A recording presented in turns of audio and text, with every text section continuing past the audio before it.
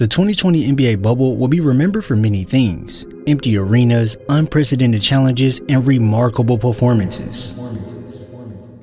But you can't discuss the bubble without highlighting one of the most unforgettable runs, and that run I'm referring to is the one Jimmy Butler made to carry this Heat team to the finals. Coming into the season, there were doubts about Miami's ability to contend, especially with such a young team and a newly acquired star in Jimmy Butler who had never once in his career reached the finals. But by the end of the bubble, Butler showcased just how skilled of a player he is, and even more than that, it was his grit, tenacity, and fierce competitive nature that was amazing to see on display. Miami entered the 2020 playoffs as the 5th seed going against the Pacers in round 1, and right from the jump, you could see that Jimmy was locked in. With him putting his high-level two-way skills to work, Butler averaged 19 points, 5 rebounds, 4 assists, and 2.5 steals while shooting 40% from the field and 57% from 3 on 7 attempts in total. This opening round wasn't solely about Butler scoring the ball, as it was about setting the tone and showing Indiana his versatile skill set on both ends of the floor. In Game 1, Jimmy came out putting up 28 points on 53% shooting with 2 clutch 3-pointers to go along with it, and you also can't forget to mention his 4 steals and 2 blocks in this game. Off the rip in this opening period, Jimmy is supposed to be matched with TJ Warren, but as we all should know, you must stop the ball when it's in front of you. So Jimmy picks up Holiday, and with him noticing Jay Crowder backing up to guard Brogdon, he points at him to switch on to TJ so Goran Dragic doesn't have to get stuck there. Now with the defense all set up, Jimmy refocuses on his matchup, and with quick hands and feet, Jimmy stays with Holiday all the way down the floor and strips the ball out to stop this transition bucket. Not long after this possession, Jimmy is matched back up with TJ Warren, and as you can see, he's getting set up to run into a screen from Miles Turner, so instead of chasing around the top, Jimmy shoots the gap through the middle and picks his pass off to go the other way for an easy flush. Honestly, it's all about being aware and being in the right spots, as here Jimmy is guarding Miles Turner, who he isn't too worried about scoring right now. So instead, he directs his attention to TJ Warren, who Jay Crowder just left open, and in a split second, when he notices Bam swims over to take TJ out the play, Jimmy launches out that defensive stance, and once again, it's another steal. As we all know, defense wins championships, and with only 4 minutes left in the game, Jimmy stripped TJ during this post-up action, and hey, although defense is important, you can't accomplish the goal without scoring, so a couple possessions later, Jimmy comes off this screen from Bam, and if me and you are both watching the same thing, you can see that the defense is in heavy drop coverage while Warren is hung up on the screen, so bada bing, it's money team. But hold on one second, Jimmy wasn't quite done yet, as the cake needed some more icing, so he comes off yet another screen with the defense playing the same exact way, and guess what? It's the same exact result. This defensive energy of his and timely buckets helped Miami secure the win, and the Heat would go on to sweep the Pacers in 4 games. Butler himself was the main factor in this series with his leadership on full display as he neutralized the Pacers star TJ Warren, who had been scorching hot during these playoff seeding games. So now with Indiana off the table, next up was a major challenge. Either way we go, this next round we're going to have a really good team to face. It's time to lock in again. Thanks, Jimmy. The Miami Heat now had to face the top-seeded Milwaukee Bucks, led by the MVP and Giannis Antetokounmpo. Butler took it upon himself to be the best player on the court during this series, outplaying Giannis, who did end up with a right ankle sprain making him miss Game 4 and 5, but nonetheless, Jimmy was sending a message to the league that he was a man on a mission.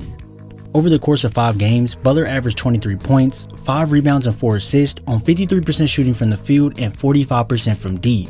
To set the tone immediately, Butler came out and put up 40 points on 13 of 20 shooting on Milwaukee's head, which was a career playoff high at this time. To simply put it, Butler was relentlessly attacking the Bucks defense, which people held in high regards, but to Jimmy, that simply didn't matter. If he had to encounter some slight contact when driving to the basket, well, Butler could sell it even more with the head snap and then go in to drop this in for the and one. Not only was he getting all the way to the basket whenever he wanted, but say the help defense got in his way while he was en route, then Butler can stop and pop right over the defense for a 16-footer. When you watched him operate, Jimmy was very calculated when getting to his spots on the floor, as here when he gets the advantage on Middleton, he slows down to get him on his hip before bursting out, and if you watch closely, Butler bounces into Chris's space to completely X him out the play, and just knowing that Giannis is right there and could contest him at the rim, Jimmy opts into the short little floater to grab the bucket. Pretty much whatever Milwaukee threw at him, he could handle, and after Giannis went down with an injury in Game 4, Butler kept his foot on the gas, making sure Miami advanced by being a key factor in all aspects of the game. You're 8-1, which is the best record of any playoff team left here. What does that say about the dangers of this Miami Heat team? Absolutely nothing. It's 0-0 now. We got 8 more to get. Congratulations. Well, you heard him. 8 more to go. And although the Bucks were out the way, Miami still had a hungry team to go through, and that was the Boston Celtics. With bright stars such as Jason Tatum and Jaylen Brown, this Boston team wouldn't be defeated without a fight, and that led to this series going 6 games. For Butler, this series wasn't about him scoring, it wasn't about the highlights, the flash, the glitz, the glamour, none of that. It was just about stat sheet stuffing. When looking at the numbers, Jimmy put up 19 points, 6 rebounds, 5 assists, and 1.5 steals per game, and held a plus-minus rating of 15.